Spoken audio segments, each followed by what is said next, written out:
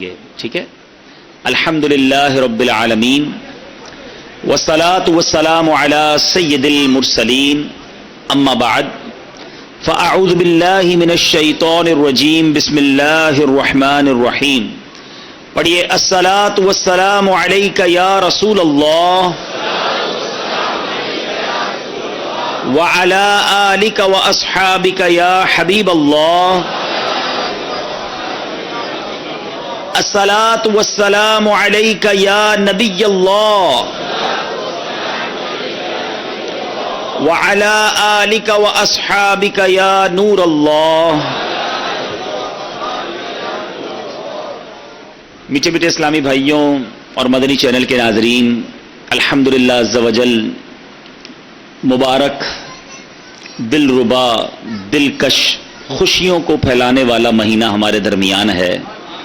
یہ مہینہ تو کیا آتا ہے، عاشقان رسول کے دل جھوم اٹھتے ہیں، چہروں پہ مسکراہٹیں آ جاتی ہیں، اور یہ پوری دنیا میں الحمدللہ اجتماع میلاد کا سلسلہ جاری اور ساری ہے، اور یہ اللہ کی رحمت سے بڑھتا ہی جا رہا ہے اور انشاءاللہ بڑھتا ہی رہے گا. امام عشق و محبت، مجدد دین و ملت، پروانہ شمع رسالت اعلیٰ حضرت لکھتے ہیں نا، رہے گا یوں ہی ان کا چرچا رہے گا، رہے گا یوں ہی ان کا چرچا رہے گا، پڑے خاک ہو جائیں جل جانے والے.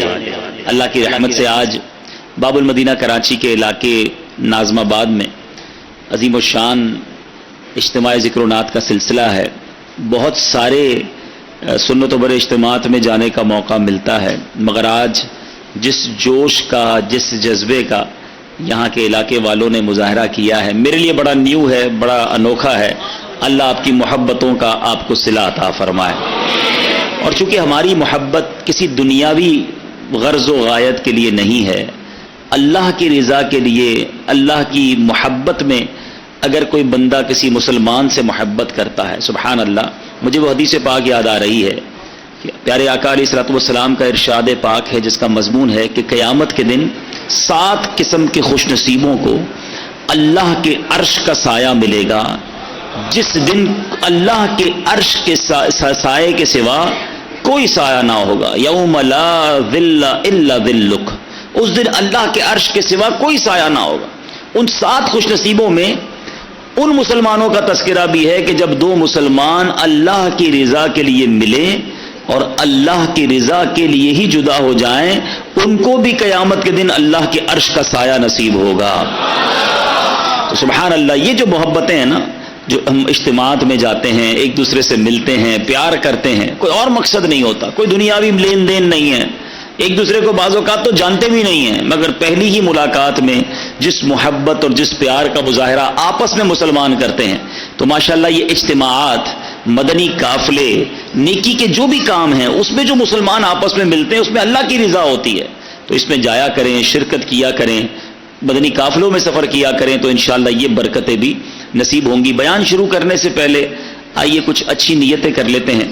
نبی پاک صلی اللہ تعالی علیہ وسلم کا فرمان عالی شان ہے، نیت المؤمن خیر من عملی، مومن کی نیت اس کے عمل سے بہتر ہوتی ہے. تو آئیے نیت کر لیجئے کہ اللہ عز و جل کی رضا پانے، ثواب کمانے کے لیے اول تا آخر بیان میں شرکت کروں گا.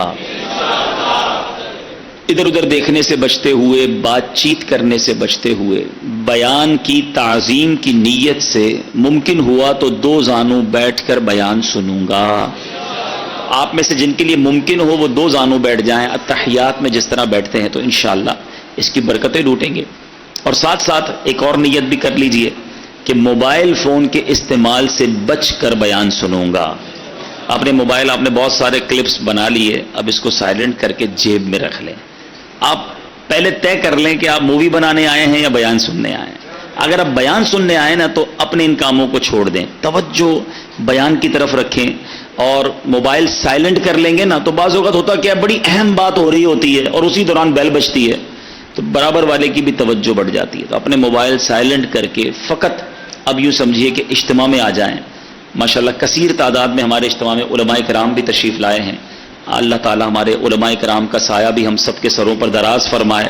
ان کے علم و عمل میں برکتیں عطا فرمائے. انہوں نے تشریف لا کر ہماری حوصلہ افزائی کی ہے, ہماری ذرہ نوازی کی ہے. اللہ ان کو اس کی بہترین جزا عطا فرمائے. درود پاک پڑھنے کے بے شمار فضائل و برکات ہیں. میٹھے میٹھے آقا مدینے والے مصطفیٰ صلی اللہ تعالی علیہ وسلم کی ذات ایسی بابرکت ذات ہے.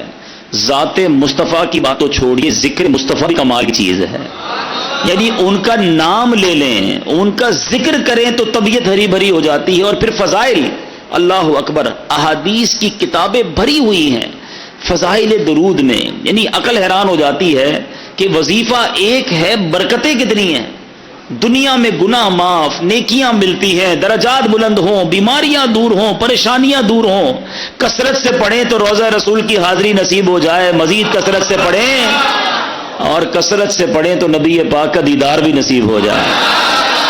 کمال کا وظیفہ, یہاں بھی کام آنا ہے, محشر کے دن بھی کام آنا ہے, قیامت کے دن بھی کام آنا ہے. کیسا وظیفہ اور کمال کا وظیفہ ہے. مگر ہم غلطی یہ کرتے ہیں کہ ہم اتنے مبارک وظیفے کو کثرت سے نہیں پڑھتے. آج بہت خوبصورت ایک روایت سنانے جا رہا ہوں.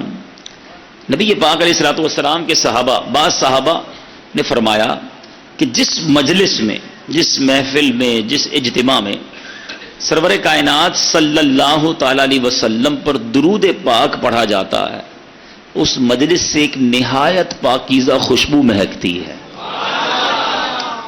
ہم نارملی خوشبو لگاتے وقت کیا پلان کرتے ہیں کہ ایسی خوشبو ہو کہ تھوڑا دور تک جائے. عطر والے کو کہتے ہیں نا یار ذرا لانگ لاسٹنگ دینا, ایسا عطر پرفیوم دینا جو دیر تک رہے اور دور تک مہکے. آؤ میں بتاتا ہوں درود پڑھنے والوں, جب تم درود پڑھتے ہو تو خوشبو کدھر تک جاتی ہے. صحابہ کہتے ہیں جب کسی مجلس میں, کسی محفل میں درود پڑھا جاتا ہے تو اس درود کی مہک آسمانوں تک جاتی ہے اور وہاں اللہ کے فرشتے اس خوشبو کو جب محسوس کرتے ہیں تو کہتے ہیں زمین پر کسی مجلس میں ہو نہ ہو کہیں آقا کے دیوانے جمع ہو کر نبی پاک پر درود و سلام کا نذرانہ پیش کر رہے ہیں. یعنی یہاں ہم درود پڑھیں, وہاں فرشتوں کو پتہ چل جاتا ہے کہ کہیں درود پڑھا جا رہا ہے جس کی یہ مہک ہے, اس کی یہ خوشبو ہے جو آسمانوں تک پہنچ رہی ہے. اللہ اکبر. نبی پاک علیہ الصلوۃ والسلام ایسے, ان کا ذکر اتنا مہکا, ان کی بات کرے تو خوشبو نکلے, تو خود نبی پاک علیہ الصلوۃ والسلام کی خوشبو کا عالم کیا ہوگا. میں بڑے بڑے حسین, بڑے اسپیشل لوگوں کی لوگ بات کرتے ہیں. لوگ کہتے ہیں بہت حسین ہے فلاں فلاں جناب, بڑا بڑا اس کو لوگ فالو کرتے ہیں, اس کے فینز ہیں, اس کے فالوورز ہیں. دنیا داروں کی جو محبت میں گرفتار ہیں, میں ایک سوال کرنا چاہتا ہوں. ساری دنیا میں کوئی کتنا ہی حسین کیوں نہ ہو, اس کے سے بدبو آتی ہے. ٹھیک ہے نا جناب. کوئی کتنا ہی طرح دار کیوں نہ ہو, ایٹیکیٹس والا کیوں نہ ہو, جو بڑا نازک کیوں نہ ہو, مگر جب وہ تھوکتا ہے تو اس کے تھوک سے لوگوں کو گھن آتی ہے. نو بڈی لائک اٹ. کس کو تھوک اچھا لگتا ہے؟ میں سرور کائنات علیہ الصلوۃ والسلام کے مبارک چہرے کی بات نہیں کروں گا کہ اس چہرے میں تو رب نے کیسا حسن عطا فرمایا کہ مولانا حسن رضا خان صاحب لکھتے ہیں ایسا تجھے خالق نے طرح دار بنایا, ایسا تجھے خالق نے طرح دار بنایا, یوسف کو تیرا طالب دیدار بنایا. کونین بنائے گئے سرکار کی خاطر, کونین کی خاطر تمہیں سرکار بنایا.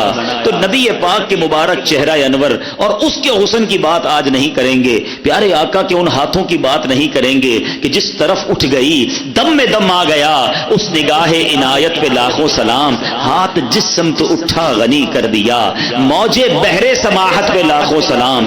ہم اس کی بھی بات نہیں کریں گے. پیارے آقا کے مبارک دور و نزدیک کے سننے والے وہ کان لالے کرامت پہ لاکھوں سلام, اس کی بھی بات نہیں کرتے, بلکہ ہم صرف ان دو چیزوں کی بات کرتے ہیں کہ جس سے عموماً لوگ دور بھاگتے ہیں. میں اور آپ پرفیوم کیوں لگاتے ہیں, عطر کیوں لگاتے ہیں؟ کہ میرے اور آپ کے پسینے سے کسی کو بدبو نہ پہنچے. ایسا ہی ہے نا, بندہ اپنے پسینے سے کسی اور کو تکلیف نہ ہو, اچھی بات ہے. سنت کی نیت بھی ہو اور یہ بھی ساتھ نیت ہو کہ میری وجہ سے کسی مسلمان کو تکلیف نہ ہو, عطر لگانے کا بھی ثواب ملے گا. لیکن آج بتاتا ہوں میرے آقا کا پسینہ کیسا تھا. نبی پاک کا لعاب دہن کیسا تھا؟ بھی just talk about these two things. ہم فقط ان دو چیزوں کی آج بات کرتے ہیں، ذرا غور کیجئے. باقی نبی پاک کے کمالات تو بیان ہی نہیں کر سکتے نا. بڑے بڑے علماء نے کوشش کی، عاشقوں کے امام نے بھی قلم اٹھایا، جس نے بھی کوشش کی وہ عاجز ہو گیا، حیران ہو گیا. کیا خوب لکھتے ہیں اعلی حضرت، سرور کہوں کہ مالک و مولا کہوں تجھے، باغ خلیل کا گل زیبا کہوں تجھے. آقا تیرے تو وصف عیب تناہی سے ہیں بری، حیران ہوں میرے شاہ میں کیا کیا کہوں تجھے. آج اس شعر کا مطلب بھی تھوڑا سا سمجھ لو. عیب تناہی، علماء بیٹھے ہیں ماشاءاللہ، یہ کیا ہے؟ اس کے پیچھے کیا لکھا ہے اعلیٰ حضرت نے؟ مثال کے طور پہ اگر آج میں آپ سب کو کاغذ بھی دے دوں، قلم بھی دوں، اور کہوں ذرا لکھو کسی پرسنل، جس شخصیت سے آپ پیار کرتے ہیں اس کے اوصاف لکھیں، اس کی خوبیاں لکھیں. آپ لکھنا شروع کریں گے، 10 لکھ دیں گے، 15 لکھ دیں گے، 50 لکھ دیں گے. اس کے بعد آپ مجھے سارے ہی قلم کاغذ واپس دے دیں گے کہ بھائی آپ نے کیا لکھا. آپ لکھیں گے بڑا حسین ہے، خوبصورت ہے، ملنسار ہے، مسکراتا ہے، مدد کرتا ہے، خیال کرتا ہے، حوصلہ بڑھاتا ہے. 10 15 20 پھر رک جائے گی نا قلم، اسٹاپ.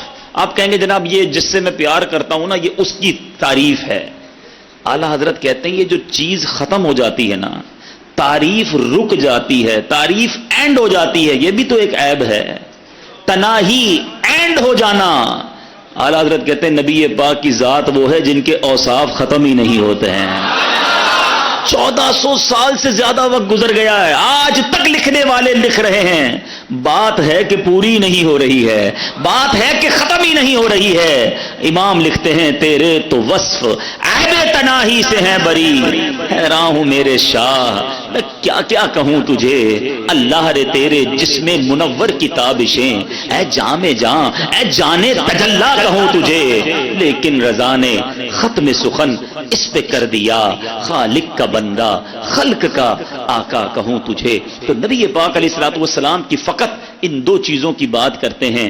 آپ نے ذکر مصطفیٰ درود پاک کے بارے میں سنا نا کہ آقا کا ذکر کرو تو آسمان تک خوشبو جاتی ہے. کیوں نہ خوشبو جائے؟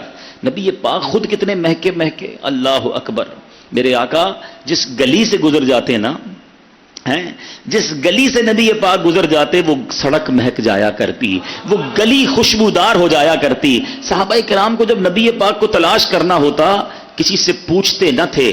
آج مجھے ناظم آباد آنا تھا، ہم نے بار بار فون کیا، ایڈریس معلوم کیا، کدھر مڑنا ہے. تھوڑا دور تک اسلامی بھائی آ گئے جو مجھے لے کر یہاں تک آئے. ورنہ آج کل ایک ٹیکنالوجی آ گئی ہے، لوگ لوکیشن بھیج دیتے ہیں اور اس لوکیشن کے ذریعے بندہ پہنچ جاتا ہے. صحابہ کرام کے پاس بھی شاندار سسٹم تھا، ایک زبردست لوکیشن سسٹم تھا. پوچھتے نہیں تھے کہ نبی پاک کہاں گئے ہیں، سڑک کے کنارے کھڑے ہوتے، خوشبو بتا دیتی کہ آقا گزر کر گئے ہیں. اور اسی بات کو بریلی کے تاجدار نے امام عشق و محبت نے کیا خوبصورت انداز میں لکھا. فرماتے کیا مہکتے ہیں مہکنے والے، لگا لو خوشبوئیں جتنی لگانی ہے. مہکنے والوں سنو، کیا مہکتے ہیں مہکنے والے، بو پہ چلتے ہیں بھٹکنے والے. امبر زمین. اعلیٰ حضرت کہتے ہیں بتاؤں نبی پاک جس سڑک سے جس گلی سے گزرے وہ پہچانی کیسی جاتی؟ کہتے ہیں امبر زمین، ابیر ہوا، مشک تر غبار. آقا جس گلی سے گزرتے زمین امبر کی ہو جاتی، ہوا ابیر ہو جاتی، ہر غبار جو تھا مٹی جو ہے وہ مشک جیسی ہو جاتی. امبر زمین، ابیر ہوا، مشک تر غبار، ادنا سی یہ شناخت تیری راہ گزر کی ہے. اچھا اب جب بھی یہ سنتے ہیں نا ایمان تازہ تو ہوتا ہے کہ یار صحابہ نے خوب مزے کیے ہیں. نبی پاک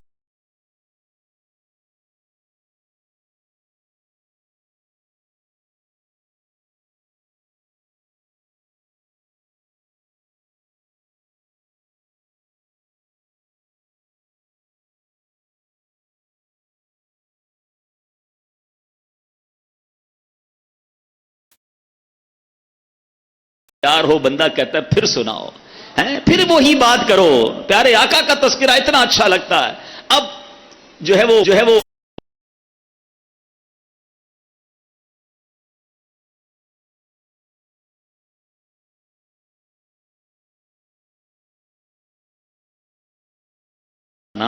ساتھ ایک لکڑی کا ٹکڑا بھی لے آنا. صحابی دوسرے دن پہنچ گئے. نبی پاک علیہ الصلوۃ والسلام نے انہی صحابی کے سامنے، دیکھو یہ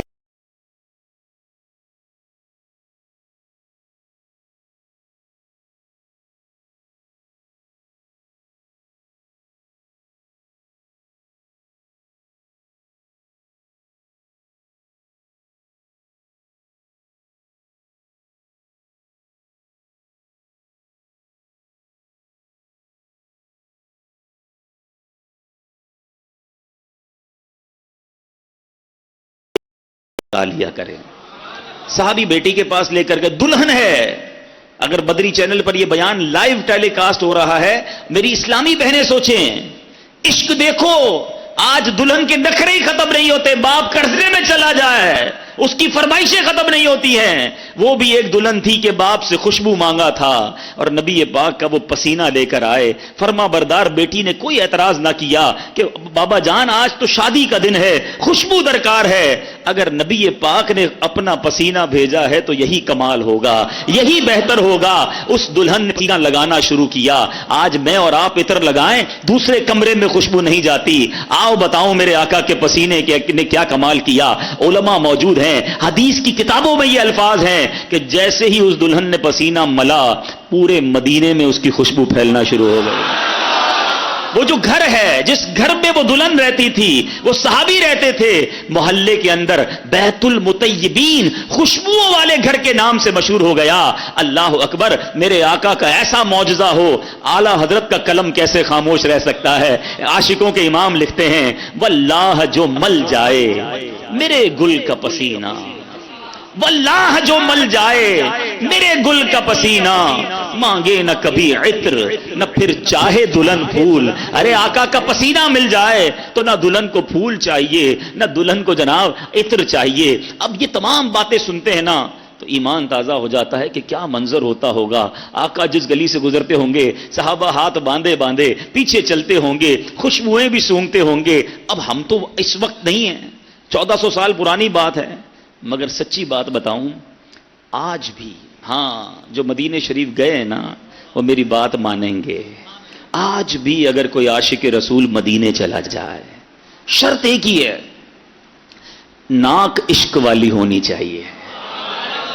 آج بھی مدینے چلے جائے, ہوا بتا دے گی, یہ ہوائیں بتاتی ہیں. شاعر کہتا ہے نا, کیا خوبصورت بات ہے, عرصہ ہوا طیبہ کی گلیوں سے وہ گزرے ہیں, عرصہ ہوا طیبہ کی گلیوں سے وہ گزرے ہیں, اس وقت بھی گلیوں میں خوشبو ہے پسینے کی.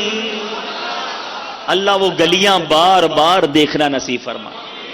ڈاکٹر اقبال لکھتے ہیں نا, مدینے آ کے ہم سمجھے تقدس کس کو کہتے ہیں, ہوا پاکیزہ پاکیزہ, فضا سنجیدہ سنجیدہ. وہ ہوا بتاتی ہے کہ پاکیزگی کی میننگز کیا ہیں, تقدس کہاں کس کو جاتا ہے, کیونکہ ان گلیوں سے نبی پاک گزرے ہیں. یہ ہے پسینہ مصطفیٰ صلی اللہ تعالی علیہ وسلم. اب آؤ کچھ بات میرے آقا کے مبارک لعاب کی کر لیں, نبی پاک کے مبارک تھوک مبارک کی بات کریں. اللہ اکبر. پیارے آقا کی بارگاہ میں اہل مدینہ آتے, دور دور سے لوگ آتے, کہتے حضور ہمارے کنویں کا پانی کھارا ہے. آپ کے یہاں بھی کبھی بورنگ میں کھارا پانی نکل آئے, اب تو آر او پلانٹ وغیرہ سنائے لگتے ہیں, لیکن پھر بھی ویسا میٹھا نہیں ہوتا.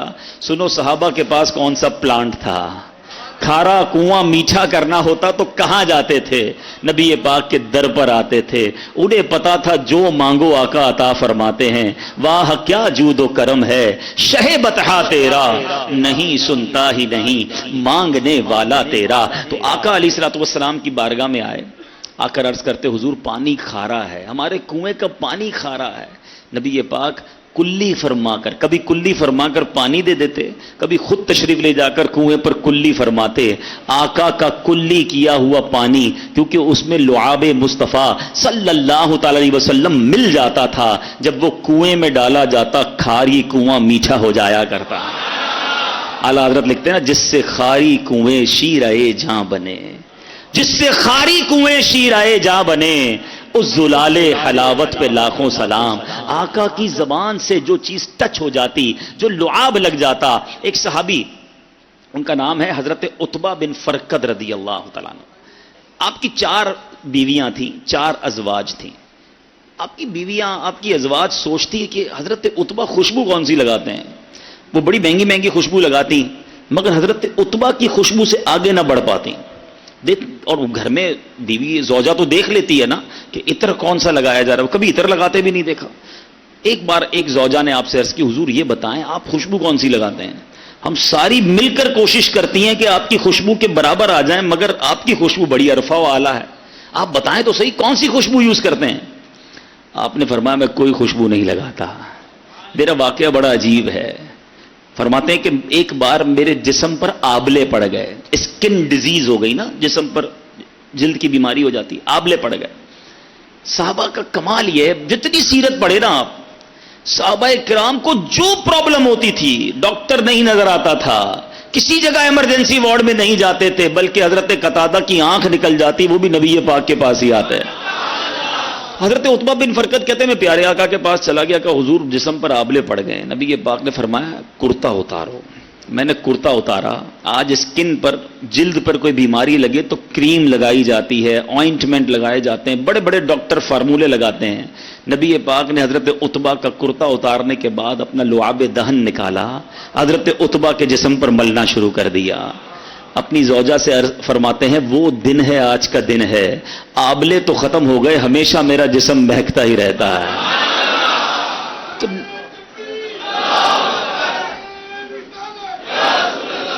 اب ذرا غور کیجئے، نبی پاک سے زیادہ اور کون ہے جس سے پیار کیا جائے؟ آؤ دنیا کے کسی حسین کو لے آؤ سامنے، دنیا کے کسی طرح دار کو لے آؤ، پسینے سے اس کے بو آنی ہے، تھوک اس کا گھن لاتا ہے۔ نبی پاک وہ ہیں جن کا پسینہ مشک سے زیادہ خوشبودار ہے۔ لعاب دہن جو ہے کسی کے جسم پر مل دو جسم خوشبودار ہو جاتا ہے۔ تو نبی پاک کو اللہ نے وہ باکمال، وہ حسین اور وہ دل ربا بنایا ہے، تو پھر کیوں نہ نبی پاک سے محبت کی جائے، ان پر اپنا سب کچھ فدا کیا جائے۔ ایک بات سمجھنی ہے، اب میں نے کہا نا کہ ایک چھوٹی سی بات میں نے کی ہے، پیارے آقا کے لعاب کی، نبی پاک کے پسینے کی۔ آپ پیارے آقا کی زندگی کی کسی بھی چیز کو اٹھا لیں، نبی پاک کے کسی عضو کی بات کریں، پیارے آقا کے کسی بھی پارٹ آف دا باڈی کی بات کریں، اس کے مقابلے میں با کمال اور دنیا میں کوئی چیز نہیں ملے گی۔ نبی پاک کی باتیں، پیارے آقا کی پرخیف گفتگو کی بات کریں، ایسا بولنے والا سارے جہان میں کوئی اور نہیں ملے گا۔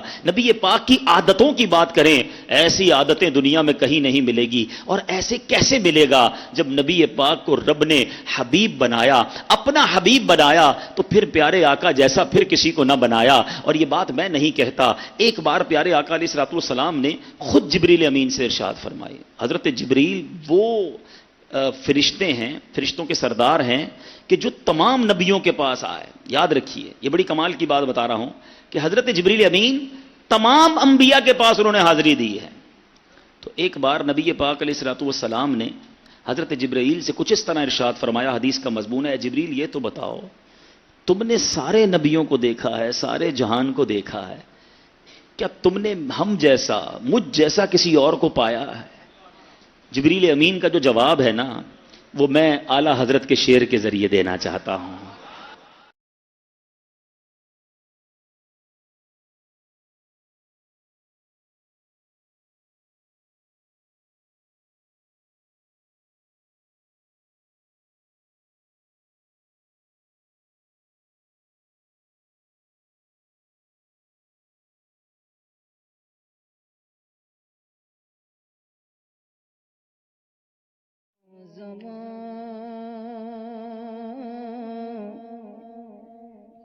تمہارے لیے مکین و مکان، تمہارے لیے زمین و زمان، تمہارے لیے مکین و مکان، تمہارے لیے چنین و چنا، تمہارے لیے بنے دو جہاں، تمہارے لیے چنین و چنا، تمہارے لیے بنے دو جہاں، تمہارے لیے لگن میں زبان، تمہارے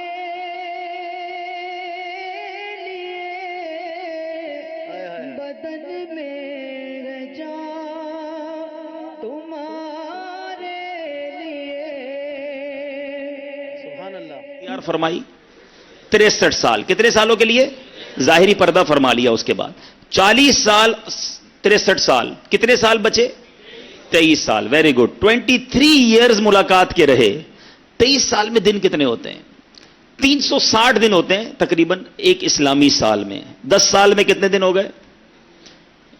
3600 دن. ٹھیک ہے, کتنے دن ہو گئے؟ 3600. 20 سال میں کتنے ہو گئے؟ 7200. ٹھیک ہے, مزید 3 سال کے 1000 دن گن لیں تو 8200 8300 دن بنتے ہیں. 8300 اپروکسیمیٹلی 8280 بنتے ہیں. ٹھیک ہے, یہ بہت مزیدار بات ہے, یاد کر لو گے ایمان تازہ ہو جائے گا. 8280 دن ہیں میرے آقا کی ظاہری حیات کے پہلی ملاقات سے لے کر دنیا سے پردہ فرمانے تک. اور جو ماشاءاللہ سیرت پڑھتے ہیں انہیں پتا ہے کہ کئی دن اس میں ایسے گزرے کہ کئی دن تک جبریل امین حاضر نہیں ہوئے. بہت سارا گیپ بھی آیا. اگر 8280 دن بھی گن لینا تو جبریل امین کتنی بار آئے؟ علماء بتاتے ہیں 24,000 بار نبی پاک کی بارگاہ میں حاضری دی. کیوں؟ وجہ کیا تھی؟ بڑا معمہ ہے. کسی کے پاس 42 بار, کسی کے پاس 100 بار, کسی کے پاس 12 بار. 24,000 بار ایوریج تو نکالو. 8,000 دن میں 24,000 بار کا مطلب یہ بنتا ہے کہ روزانہ 3 بار. اور کدھر سے آتے تھے؟ برابر گلی سے نہیں, سدرۃ المنتہا. ڈسٹنس کتنا ہے سدرۃ المنتہا کا؟ یہ بھی حدیث بتاتی ہے. احادیث میں یہ مضمون موجود ہے کہ زمین سے پہلے آسمان کا فاصلہ 500 سال, پہلے آسمان سے دوسرے آسمان کا فاصلہ 500 سال.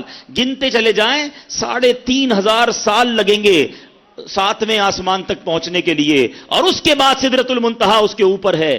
اتنا دور سے روزانہ یعنی اپروکسیمیٹلی روزانہ اوسطاً 3 سے زیادہ بار نبی پاک کے پاس آنا. وجہ کیا ہے؟ اتنا سفر کیوں کیا؟ اور انبیاء کے پاس تو تھوڑی بار گئے.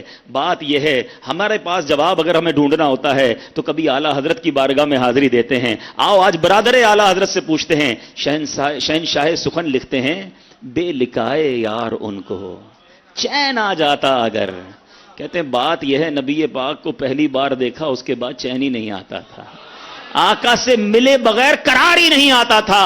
بے لکھائے یار ان کو چین آ جاتا اگر بار بار آتے نہ یوں جبریل سدرہ چھوڑ کر, سدرۃ المنتہا چھوڑ کر بار بار اس لیے آنا ہے کہ نبی پاک کا جلوہ دیکھنا ہے. کیوں کہ ایسے یہی بولے سدرہ والے چمنے جہاں کے تھالے سبھی میں نے چھان ڈالے.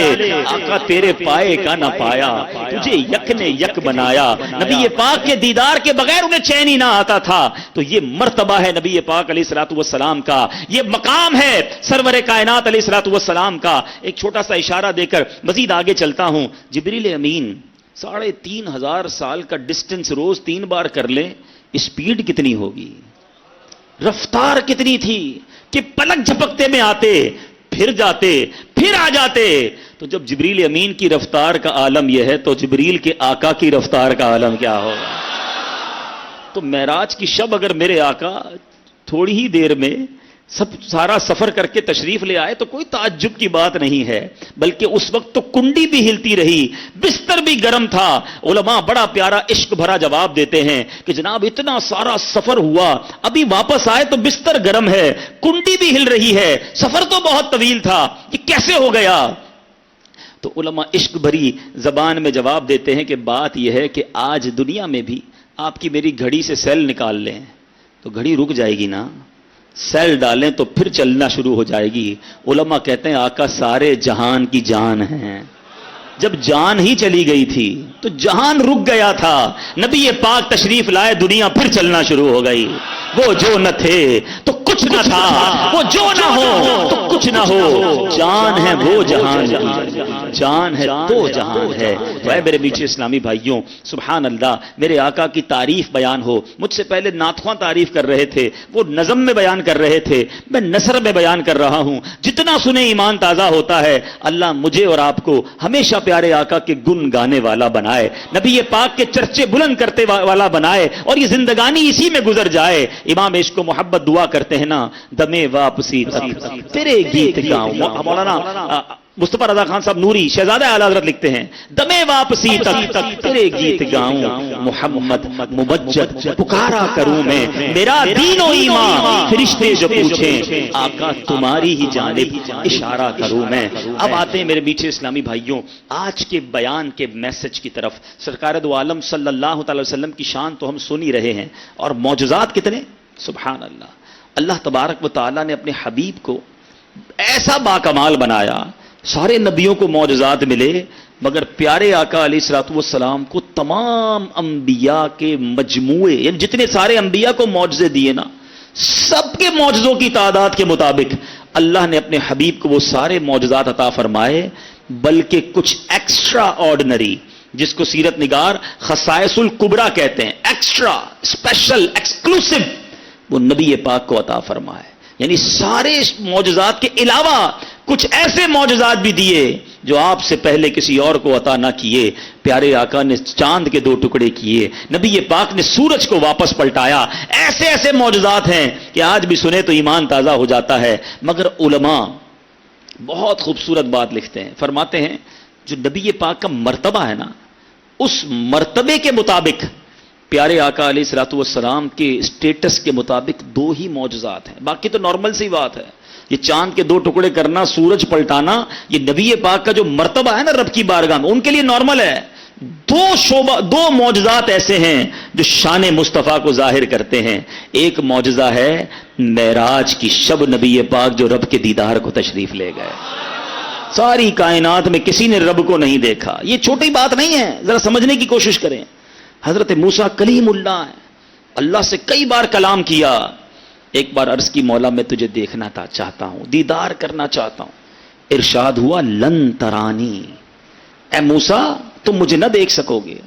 फिर अर्ज की, कोहे तूर पर रब अज़्ज़ वजल ने अपनी तजल्ली का नुज़ूल फरमाया, दीदार नहीं करवाया, तजल्ली का नुज़ूल हुआ। उस तजल्ली, उस नूर की जो तजल्ली थी, उसकी ताब न ला सके, हजरत मूसा बेहोश हो गए। यहां इल्तिजा थी, या अल्लाह देखना है, वहां से मना हुआ लन तरानी। फर्क देखिएगा, ये कलीमुल्लाह हैं। अब आओ हबीबुल्लाह की बात करते हैं। 27वीं रजब है, आका तो उम्मे हानी रदी अल्लाह ताला अन्हा के घर सो रहे थे, आराम फरमा रहे थे। जिब्रील अमीन आए, कदमों को बोसा देकर अर्ज किया, हुजूर रब बुला रहा है। वहां हजरत मूसा खुद अर्ज कर रहे हैं, यहां बुलाया जा रहा है। तबारकल्लाह शान तेरी, तुझी को ज़ेबा है बेनियाजी, कहीं तो वो जोशे लंतरानी, कहीं तकाज़े विसाल के थे। यहां बुलाया जा रहा था। अब जरा गौर कीजिए, सारी कायनात में और कोई नहीं जिसने अपनी आंखों से रब का दीदार किया हो, ये फकत मेरे आका की शान है। ये मौजज़ा है नबी पाक का जो सरकार अलैहिस्सलातु वस्सलाम के मर्तबे के मुताबिक है। और इसी बात को हम सलातो सलाम में कई बार सुनते हैं। आज इस बात को समझने के बाद पढ़ो तो और लुत्फ आएगा। शायर लिखते हैं ना, किस्सा-ए तूर व मेराज समझे कोई, ट्राई टू अंडरस्टैंड डिफरेंस। देखो तूर और मेराज, किस्सा-ए तूर और मेराज समझे कोई, फर्क मतलूब तालिब का देखे कोई। एक तरफ इल्तिजा थी, तालिब थे हजरत मूसा, और यहां हबीब पाक मतलूब हैं। फर्क मतलूब और तालिब का देखे कोई, कोई बेहोश जलवों में गुम है कोई। वहां वो बेहोश हो गए और आका जलवों में गुम है। कोई बेहोश जलवों में गुम है कोई, किसको देखा ये मूसा से पूछे कोई। आंख वालों की हिम्मत पे लाखों सवाल। तो एक मौजज़ा तो ये है। अब दूसरा कौन सा मौजज़ा है जो नबी पाक की शान के लायक, आपके मर्तबे के लायक, इतना बड़ा मौजज़ा कि जिस मौजज़े को आज़मुल मौजज़ात कहा गया, सबसे बड़ा मौजज़ा उसको कहा गया। ठीक है, द बिगेस्ट मिरेकल, सबसे बड़ा मौजज़ा। और वो मौजज़ा है कुरान मजीद, फुरकान हमीद। और कमाल की बात यह है, और मौजज़े जितने हुए ना हम सुन ही रहे हैं, ईमान ताज़ा कर रहे हैं। देखा नहीं, हम में से किसने देखा चांद को 2 टुकड़े होते? کس نے دیکھا سورج کو واپس پلٹاتے ہوئے؟ ہم نے ابو جہل کی ہاتھوں میں کنکریوں کو کلمہ پڑھتے بھی نہیں دیکھا. ہم نے حدیبیہ کے مقام پر نبی پاک کی مبارک انگلیوں سے فوارے جاری ہوتے بھی نہیں دیکھے. یہ تو صحابہ تھے جو اپنی آنکھوں سے شب و روز معجزات دیکھتے. کبھی شجر سلام کرتے, کبھی حجر سلام کرتے, کبھی جناب اونٹ آ کر سجدہ کرتا, نبی پاک سے جناب کبھی جانور کلام کرتے. صبح و شام صحابہ یہ معجزات دیکھتے. ہم فقط سن رہے ہیں, سننے میں اتنا لطف آتا ہے, دیکھنے کا عالم کیا ہوگا. ہر کوئی فدا ہے بن دیکھے, دیدار کا عالم کیا ہوگا. مگر اے عاشقان رسول, مدنی چینل کے ناظرین, سب سے بڑا جو معجزہ ہے وہ ہمارے درمیان ہے. جی ہاں, وہ تو ہم دیکھ سکتے ہیں نا, ہم اسے تو محسوس کر سکتے ہیں, اس کی برکتیں تو لوٹ سکتے ہیں. قرآن کا اعجاز دیکھو, آج بھی 1400 سال سے زیادہ عرصہ گزر گیا ہے, زبر زیر پیش کا فرق نہیں آ سکتا. رب نے اپنی حفاظت, اپنی کتاب کی حفاظت کا ذمہ خود لیا ہے. دنیا کی ایک کتاب آپ کو بڑی پسند ہو, بہت پڑھاکو آدمی کوئی ہو کہ مجھے کتاب بڑی پسند ہے, کتنی بار پڑھو گے؟ 2 بار, 4 بار, 5 بار, 6 بار. پھر آپ کہو گے یار بہت پڑھ لیا, بور ہو گیا, لائبریری میں رکھ دو. قرآن کا اعجاز یہ ہے, 1000 بار پڑھو, ہر بار نیا لطف دیتا ہے.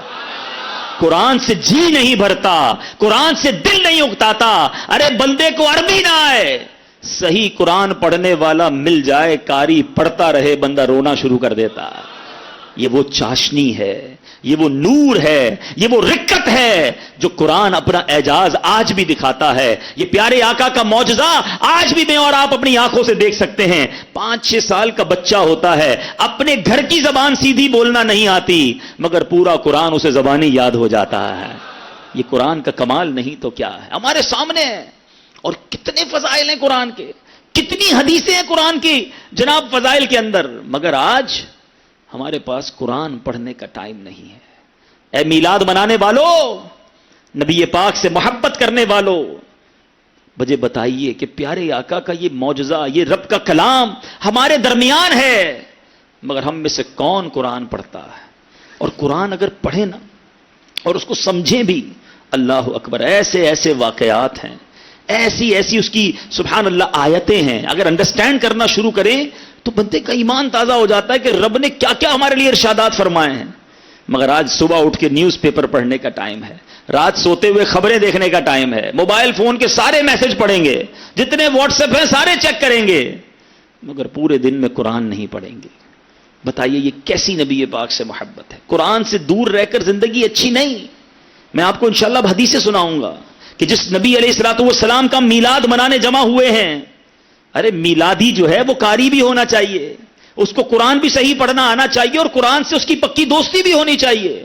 کہ جس نبی کا میلاد بنایا, میرے آقا پر قرآن نازل ہوا, ان کے سینہ اطہر کو اللہ نے ایسی طاقت دی, کیونکہ قرآن خود فرماتا ہے ہم قرآن کو کسی پہاڑ پر اتارتے, خوف الہی سے وہ ریزہ ریزہ ہو جاتا.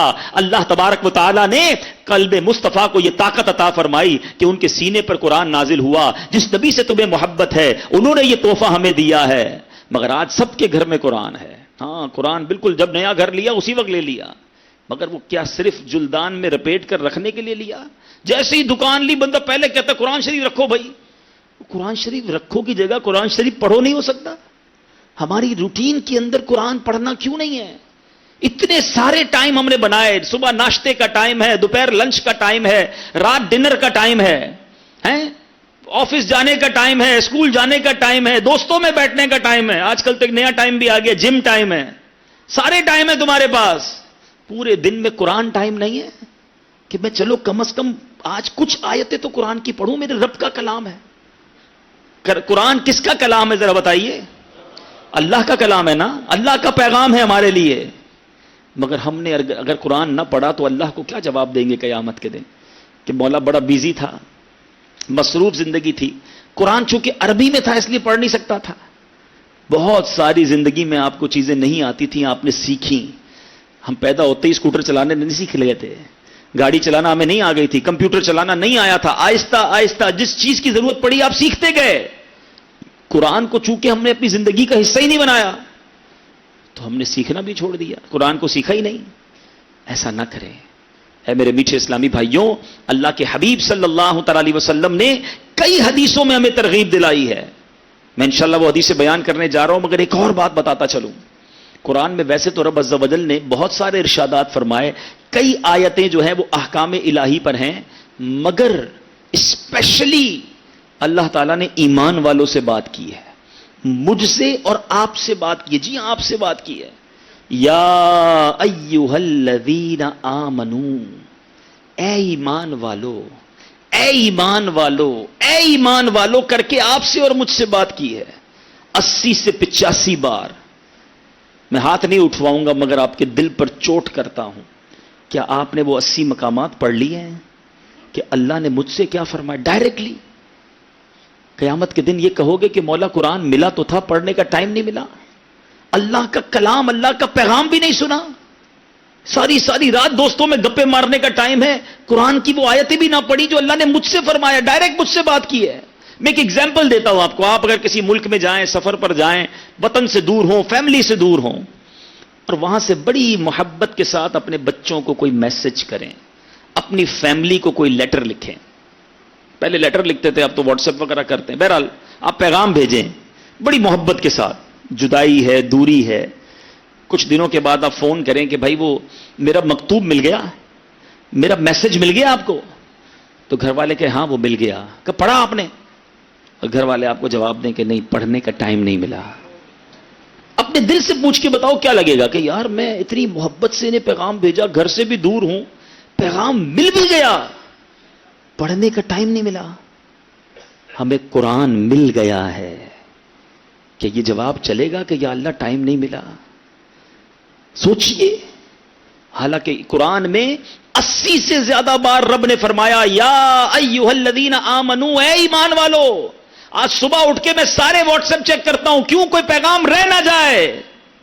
تمہیں دوست کا پیغام رہ نہ جائے اس کا خیال ہے، رب کا پیغام نہ پڑھوں اس کا خیال نہیں. خدا را سمجھیے، یہ قرآن سے دور رہ کر زندگی اچھی نہیں ہے. ارے قرآن کے واقعات تو پڑھو. آج دنیا کے سارے باتیں ہمیں پتہ ہیں. اپنے دوستوں کو لے کر بیٹھے تو دنیا بھر کی جنگیں کب ہوئی، تو جناب صدر کون ہے، تو وزیر اعظم کون ہے، تو کس ملک میں کون سا صدر ہے، کرکٹ ٹیم کے ریکارڈ کیا ہیں، فٹ بال ٹیم کون سی جیت رہی ہے. ساری دنیا کا نظام ہم ہی چلا رہے ہیں. مگر قرآن میں کیسے کیسے نبیوں کے واقعات ہیں وہ پتہ ہے. سورہ بقرہ کو بقرہ کیوں کہا جاتا ہے؟ یہ کون سی گائے کا تذکرہ ہے؟ یہ دنیا کی سب سے مہنگی گائے کون سی تھی؟ حضرت موسیٰ علیہ الصلوۃ والسلام اور حضرت خضر کی ملاقات ہوئی تو کیسے ہوئی؟ پڑھی سورہ کہف جس میں پتہ چلے کہ اصحاب کہف کون تھے. ارے کمال کے واقعات ہیں، عقلیں حیران ہو جاتی ہیں. جو واقعات ہو چکے وہ بھی قرآن میں موجود ہیں، جو ہونے ہیں وہ بھی قرآن میں موجود ہیں. ارے پڑھیں تو صحیح. سبحان اللہ. آج میں یاجوج ماجوج کا واقعہ لے کر آیا تھا کہ آپ کو ایک ایسا عجیب و غریب واقعہ سناؤں کہ قرآن میں کیا کیا ہے. پڑھیں تو صحیح. ناول پڑھتے ہیں، سٹوریز پڑھتے ہیں، اپنے بچوں کو جناب کہانیاں سناتے ہیں. کیا ہی اچھا ہو کہ باپ اپنے بچوں کو رات کو جمع کرے اور کہے آؤ میں آج تم کو قرآن کی کہانی سناتا ہوں، آج تمہیں میں نبیوں کی کہانی. قرآن میں سب موجود ہے. ہمارے علماء نے، آپ کے عربی میں نہیں، آسان اردو میں ہمارے علماء نے کتابیں لکھ لکھ کر ہمیں دے دیں. بہت خوبصورت کتاب. میں مشورہ دینا چاہوں گا، عید میلاد النبی کا تحفہ لیجیے اپنے گھر والوں کے لیے، کہ وہ عجائب القرآن اور غرائب القرآن کتاب ہے. کمال کی کتاب ہے. ایک چھوٹی سی کتاب ہے، 80 سے زیادہ 100 کے قریب قرآنی واقعات ہیں اس میں. ان واقعات کو 4-6 صفحے کا ایک واقعہ، قرآن کی آیت، اس کا ترجمہ اور اس کے تحت واقعہ کیا ہے. آپ پڑھتے جائیں، اتنے انٹرسٹنگ، ایسے ایمان افروز، ایسے سبق آموز واقعات ہیں. مگر ہمیں نہیں معلوم، ہمیں پتہ ہی نہیں ہے نبیوں کے بارے میں، پتہ ہی نہیں ہے. آج جناب first world war, second world war سے ہم سے معلومات کر لیں، لیکن کیا یہ نہیں پتا کہ احد کے میدان میں فرشتوں کی، احد کے میدان میں صحابہ نے کیسی جناب قربانی کی داستانیں رقم کی، بدر کے میدان میں کیسے آسمان سے فرشتوں کی فوج اتری. ہم میں سے کس کو پتا؟ ہمارے بچوں کو کس کو پتا ہے؟ ایسا نہ کریں. اپنے آپ کو اتنا دور نہ رکھیں قرآن سے، اسلامک ہسٹری سے اتنا دور نہ رکھیں. قرآن پڑھیں اور اس کو سمجھیں. الحمدللہ آپ کی دعوت اسلامی نے مزید آسان کر دیا نا، کہ قرآن پاک کا ترجمہ تو سبحان اللہ عاشقوں کے امام اہل سنت نے کنز الایمان ہمیں عطا فرمایا. اس کے ساتھ الحمدللہ دعوت اسلامی نے مزید اس کے لیے آسانی یہ کر دی کہ ہمارے مکتبۃ المدینہ نے تفسیر قرآن صراط الجنان جاری کر دی. 10 جلدوں پر آسان اردو میں، بلکہ کنز الایمان شریف بھی پرانی اردو میں تھا، اس ترجمے کو بھی آسان کر کے شائع کر دیا. اب بھی ہم نہ پڑھیں. اب آپ کہیں 10 جلدیں خریدنے کے لیے تو 3-4 ہزار روپے چاہیے گے. چلو بھائی پیسے خرچ نہیں کرنے نہ کرو. دعوت اسلامی نے یہ تفسیر اپنی ویب سائٹ پر رکھ دی ہے, فری میں اس کو ڈاؤن لوڈ کر لو, کوئی پیسے نہیں لگیں گے. ڈاؤن لوڈ کر کے پڑھے تو صحیح نا. ہر چیز ڈاؤن لوڈ ہو جاتی ہے ہمارے موبائل میں. 50 گیمیں موبائل میں ہیں تمہارے. نہیں ہے تو قرآن نہیں ہے, تفسیر قرآن نہیں. روز ایک صفحہ پڑھ لو یار کہ اللہ نے کیا فرمایا ہے. مرنے سے پہلے ایک بار تو میں پورا قرآن پڑھ لوں کہ میرے رب نے کیا فرمایا قرآن میں. اتنا ٹائم بھی نہیں ہمارے پاس. سوچئے یہ پیارے آقا علیہ الصلوۃ والسلام سے کیسی محبت ہے کہ جس نبی کے میلاد کو ہم دھوم دھام سے مناتے ہیں, اس نبی پر جو قرآن نازل ہوا, ہمارے لیے نازل ہوا, ہم اس کو نہیں پڑھتے. پڑھنا بھی نہیں آتا, یہ الگ مسئلہ ہے کہ جو ایک تو پڑھتے نہیں, جو پڑھتے ہیں کیا صحیح پڑھتے ہیں. حالانکہ فضائل کیسے ہیں سبحان اللہ. نبی پاک علیہ الصلوۃ والسلام فرماتے پہلے قرآن کی آیت سنو, یہ قرآن شفا بھی ہے, رحمت بھی ہے. اللہ قرآن میں فرماتا ہے وَنُنَزِّلُ مِنَ الْقُرْآنِ مَا هُوَ شِفَاءٌ وَرَحْمَةٌ لِّلْمُؤْمِنِينَ. ترجمہ کنز الایمان, اور ہم قرآن میں اتارتے ہیں وہ چیز جو ایمان والوں کے لیے شفا اور رحمت ہے. پیارے آقا علیہ الصلوۃ والسلام فرماتے ہیں کہ قرآن پڑھا کرو کیونکہ یہ قیامت کے دن اپنے پڑھنے والوں کی شفاعت کرے گا.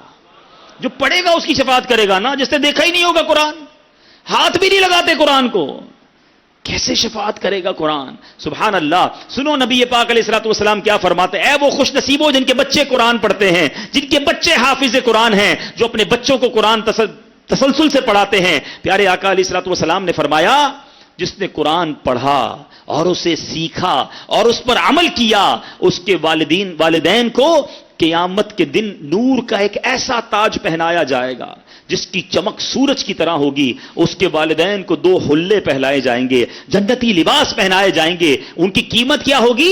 آقا فرماتے ہیں جن کی قیمت یہ دنیا ادا نہیں کر سکتی, ساری دنیا مل کے ادا نہیں کر سکتی. تو وہ پوچھیں گے ہمیں یہ لباس کیوں پہنائے گئے, اتنی عزت ہمیں یہ لباس کیوں پہنائے گئے. نبی پاک فرماتے ہیں ان سے کہا جائے گا تمہارے بچوں کے قرآن تھامنے کے سبب ہیں. کسی پی ایچ ڈی ہولڈر, کسی ڈاکٹر, کسی انجینئر, کسی جناب ماسٹرز بیچلرز کی کوئی ایسی حدیث سنی ہے کہ جس کے بیٹے کے پاس اتنی بڑی ڈگری ہوگی اس کے باپ کو جنتی لباس پہنایا جائے گا؟ خوش نصیب ہے وہ جو اپنے بچوں کو قرآن پڑھاتے ہیں. میرے بیچ اسلامی بھائیوں, میرا اور آپ کا بیٹا جو ہے نا یا بچی اولاد جو ہے, مرنے کے بعد ہمارے قرآن اسے آتا ہوگا تو ایصال ثواب کریں گے نا. تو سکھائیں اپنے بچوں کو قرآن, پڑھائیں اپنے بچوں کو قرآن, خود بھی سیکھیں اور دوسروں کو سکھائیں. مگر بدقسمتی سے آج ہم قرآن سے بہت دور ہیں. بچہ انگریزی بڑی اچھی بولے, کوئی یہاں یہ نہ سمجھے کہ بھائی دعوت اسلامی والے تعلیم کے خلاف ہیں. نہیں, اگر شرعی تقاضوں کے مطابق شریعت کی باؤنڈری میں رہ کر آپ تعلیم حاصل کرتے کیجئے. مگر یہ کیسی تعلیم ہے کہ دنیاوی تعلیم حاصل کروں اور قرآن بھی نہ آئے, دین سے بھی دور ہو جاؤں, ساری دنیا کے سائنٹسٹ کے نام یاد ہوں, صحابہ کے نام ہی نہ پتا ہوں. یہ ترقی تو نہیں ہے نا. اپنا کلچر, اپنا دین, اپنا ایمان تو نہ ہم چھوڑ دیں. تو خدارا اپنے آپ کو قرآن سے اٹیچ رکھیں, سنتے جائیں اور ایمان تازہ کرتے جائیں. نبی پاک علیہ الصلوۃ والسلام نے فرمایا, حدیث پاک سنو, پیارے آقا علیہ الصلوۃ والسلام فرماتے ہیں بے شک لوگوں میں سے کچھ اللہ والے ہیں. ہم تو ہر کسی کو اللہ والا بنا دیتے ہیں نا. سنو, پیارے آقا نے کس کو اللہ والا فرمایا؟ تو صحابہ نے عرض کی یا رسول اللہ وہ کون لوگ ہیں اللہ والے؟ تو نبی پاک فرماتے ہیں قرآن پڑھنے والے, کہ یہی لوگ اللہ والے اور خواص میں شامل ہیں, خاص لوگوں میں شامل ہیں, اللہ والے ہیں جو قرآن پڑھنے والے ہیں. اب سوچو کہ ہم قرآن کتنا پڑھتے ہیں. اب چند صورتوں کی فضیلت بھی سن لو.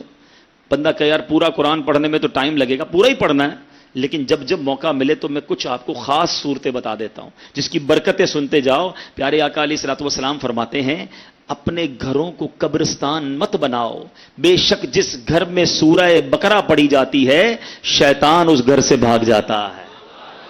جب جب 2.5 پارے ہیں, 2.25 پارے ہیں, اگر صحیح پڑھنا ہے تو 1 گھنٹے میں ہو جاتی ہے سورہ بقرہ. 1 گھنٹہ نہیں ہے, شیطان بھاگ جائے, برکتیں آ جائیں گی نا. جس گھر میں شیطان ہوگا کدھر سے برکتیں آنی ہیں؟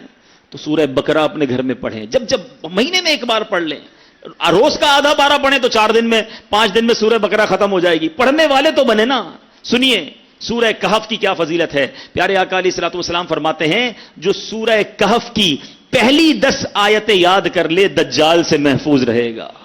صرف 10 آیتیں. ایک اور جگہ نبی پاک نے فرمایا جو سورہ کہف کی آخری 10 آیتیں یاد کر لے دجال سے محفوظ رہے گا. اور سبحان اللہ, اب جمعے کے دن سورہ کہف پڑھیں, اس کی الگ فضیلت ہے.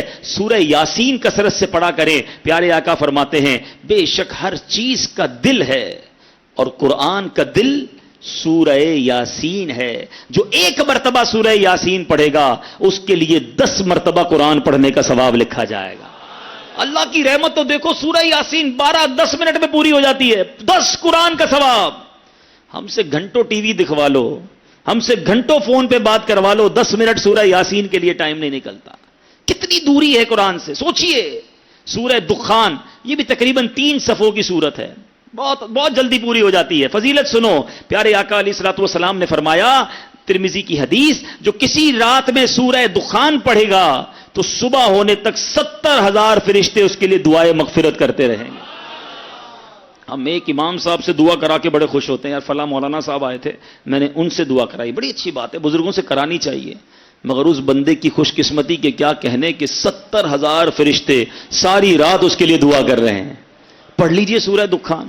کتنی دیر لگتی ہے سورہ دخان پڑھنے میں؟ سبحان اللہ. سورہ ملک یہ مدنی انعام بھی ہے. روزانہ رات کو جو سورہ ملک پڑھتے ہیں انہیں مبارک ہو. دعوت اسلامی کے مدرسۃ المدینہ بالغان میں بھی پڑھ کر سنائی جاتی ہے. نبی پاک علیہ الصلوۃ والسلام نے فرمایا بے شک قرآن میں 30 آیتوں پر مشتمل ایک سورت ہے جو اپنے قاری کے لیے شفاعت کرتی رہے گی یہاں تک کہ اس کی مغفرت کر دی جائے گی. یہ تبارک الذی بیدہ الملک ہے. 30 آیتوں والی سورت ہے. چند منٹ لگتے ہیں. اے میرے میٹھے اسلامی بھائیوں, میں نے مختصر وقت میں آپ کو کچھ قرآن پاک کے فضائل بیان کیے ہیں, کچھ اہمیت اجاگر کرنے کی کوشش کی ہے. سورہ اخلاص کتنی مختصر سورت ہے. اللہ کی رحمت دیکھو ہم پر کتنا برسنا چاہتی ہے. پیارے آقا علیہ الصلوۃ والسلام نے فرمایا, مسلم شریف کی حدیث ہے, آقا فرماتے تم میں سے کوئی شخص رات میں تہائی قرآن کیوں نہیں پڑھتا, 1/3 قرآن کیوں نہیں پڑھتا؟ تو صحابہ کرام نے عرض کیا حضور کوئی شخص 1/3 قرآن, تہائی قرآن رات میں کیسے پڑھ سکتا ہے؟ نبی پاک علیہ الصلوۃ والسلام نے فرمایا قل هو اللہ احد تہائی قرآن کے برابر ہے.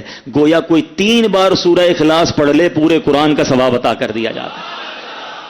پھر بھی نہ پڑھیں, پھر بھی کنجوسی کریں, پھر بھی یہ زبان فضول باتیں کرے. خدا را اپنی زندگی میں قرآن کو شامل کیجئے, آپ کے دل پر سکون طاری ہوگا, آپ کے رزق میں برکت ہو جائے گی, آپ کو برکتیں نصیب ہونا شروع ہو جائیں گی. مگر اب ایک اور بڑی اہم بات بیان کے آخر میں, کہ ذہن تو بن رہا ہوگا, قرآن پڑھیں گے اب انشاءاللہ, ترجمہ بھی پڑھیں گے انشاءاللہ, اور تفسیر قرآن بھی پڑھیں گے انشاءاللہ. لیکن اب پرابلم یہ ہے جب ذہن بن جاتا ہے لیکن قرآن صحیح پڑھنا نہیں آتا. یاد رکھنا قرآن جو ہے نا وہ عربی زبان میں ہے, اور عربی زبان اس دنیا کی سب سے زیادہ سینسٹیو حساس زبان ہے. تھوڑا سا فرق جو ہے نا وہ معنی کا کدھر سے کدھر لے جاتا ہے. یہ بات یاد رکھنی ہے, تو سیکھنا ضروری ہے. ٹھیک ہے, تلفظ اور مخارج اس کے سیکھنا, سیکھ لیں پھر پڑھیں, اور شوق سے پڑھیں, زیادہ سے زیادہ پڑھیں. لیکن بغیر صحیح پڑھے قرآن پڑھنا, بغیر سیکھے, یہ اچھی بات نہیں. سیکھنا ضروری ہے. اچھا بندہ کہ یار مجھے آتا ہی نہیں, میں پڑھتا بھی نہیں, یہ تو ڈبل نقصان ہو گیا نا. سیکھنے والوں میں شامل ہو جاؤ. خیرکم من تعلم القرآن وعلمہ, آقا فرماتے تم میں بہترین وہ ہے جو قرآن سیکھے اور دوسروں کو سکھائے. سیکھنے والوں میں تو بن جائے نا.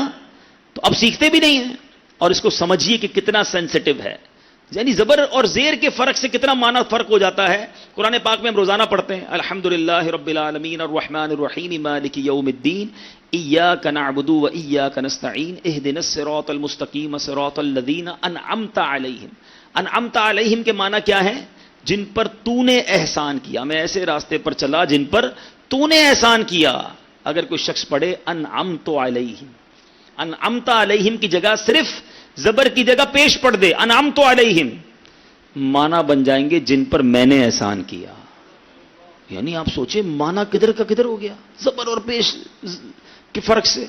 تو ایک ایک چیز کو کریکٹ پڑھنا ہوگا. تلفظ قل هو اللہ احد, کہو کہ اللہ ایک ہے, احد ایک ہے. لیکن اگر احد کی جگہ کوئی پڑھتا ہے احد, ہا کی جگہ ہا, بہت تھوڑا سا ہی فرق کان کو تو محسوس ہوتا ہے نا, مگر معنی یہ ہو جائے گا بزدل ہے. جو اللہ کے لیے لفظ استعمال کرے اس کی تلاوت اس کو فائدہ دے گی. روایتوں کا مضمون ہے کہ کچھ قرآن پڑھنے والے ایسے ہیں جن پر قرآن خود لعنت کرتا ہے. تو قرآن ضرور پڑھنا ہے مگر صحیح پڑھنا ہے. اب آپ سوچ رہے ہوں گے جناب ایک طرف تو قرآن پڑھنے کا شوق بھی دلایا, دوسری طرف ڈرا بھی دیا کہ قرآن صحیح پڑھنا ہے, تو ہم اب کہاں سیکھیں؟ داڑیاں سفید ہو گئیں, بال سفید ہو گئے, کہ اب مدرسے بچوں کے ساتھ جائیں؟ گھبرائیے نہیں, آپ پہلے نیت کر لیں کہ مجھے قرآن سیکھنا ہے. انشاءاللہ سولوشن آپ کو میں دوں گا, طریقہ انشاءاللہ دعوت اسلامی آپ کو بتائے گی. آج یہ نیت کر لو کہ قرآن سیکھنا بھی ہے اور پڑھنا بھی ہے انشاءاللہ. قرآن سے سچی محبت کرنی ہے انشاءاللہ. نہیں جناب, پیچھے والے تو انشاءاللہ بھی نہیں کہہ رہے, سب پڑھیں گے انشاءاللہ.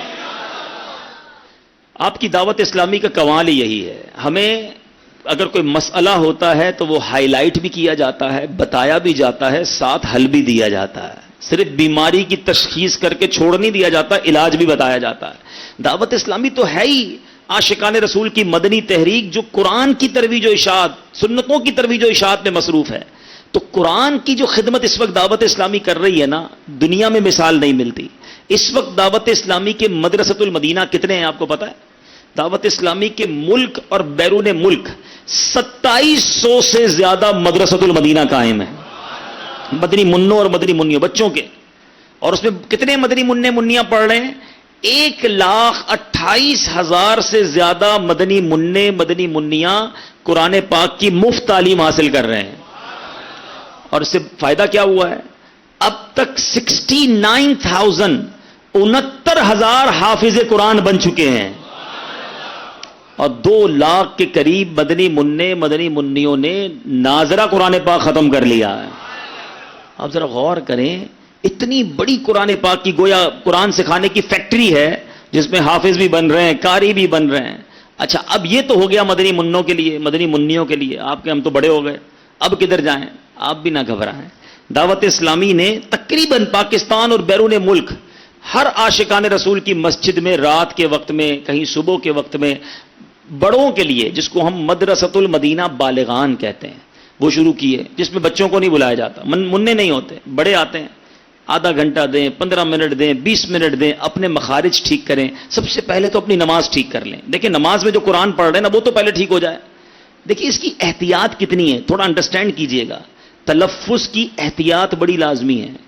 سبحان ربی العظیم, یہ ہم رکوع میں پڑھتے ہیں نا, علماء کہتے ہیں اگر کوئی عظیم صحیح نہیں پڑھ سکتا نا تو وہ غلط نہ پڑھے, سبحان ربی الکریم پڑھ لے. یعنی غلط تلفظ کے ساتھ نہیں پڑھنا ہے, اتنی اس کی امپورٹنس ہے.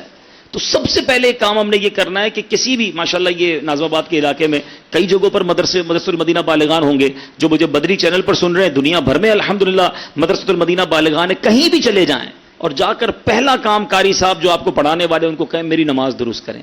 میری نماز میں جو قرآن پڑھتا ہوں نا پہلے وہ سن لیں, جہاں غلطی ہے ٹھیک کر دیں تاکہ نماز پراپر ہو جائے. پھر آہستہ آہستہ قاعدہ پڑھنا شروع کریں اور اپنے مخارج کو اور بہتر کریں. اس چیز کی فکر ہمیں خود کرنی ہوگی. اچھا, اب یہ تو ہو گئے پاکستان والے, مجھے بیرون ملک والے بھی سن رہے ہیں. ہو سکتا ہے کوئی ایسا مجھے سن رہا ہو جو کہے یار بات تو یہ ٹھیک کر رہے ہیں, مگر میں جہاں رہتا ہوں وہاں تو مدرسۃ المدینہ بالغان نہیں ہے, میں کیسے قرآن سیکھوں؟ دیکھیے ذمہ داری تو آپ کی تھی, ہماری ذمہ داری نہیں ہے کہ ہر بندے تک جا کے قرآن سکھانا. کام تو آپ نے کرنا تھا, ضروری آپ کے لیے تھا, مگر دعوت اسلامی نے یہ ایکسکیوز بھی, یہ عذر بھی ختم کیا. ایک کمال کی سروس دعوت اسلامی نے شروع کی ہے جو اس سے پہلے کبھی نہ سنی تھی. آپ کی دعوت اسلامی نے انٹرنیٹ کے ذریعے آن لائن قرآن پڑھانا شروع کیا. ایک برانچ بنائی, دوسری برانچ بنائی, تیسری شاخ کھولی. آپ کو جان کر خوشی ہوگی اس وقت مدرسۃ المدینہ آن لائن کی پاکستان کے اندر, ہندوستان کے اندر ملا کے 15 سے زیادہ شاخیں قائم ہیں. 86 سے زیادہ ملکوں میں ہزاروں اسلامی بھائی اور اسلامی بہنیں قرآن پاک پڑھ رہے ہیں.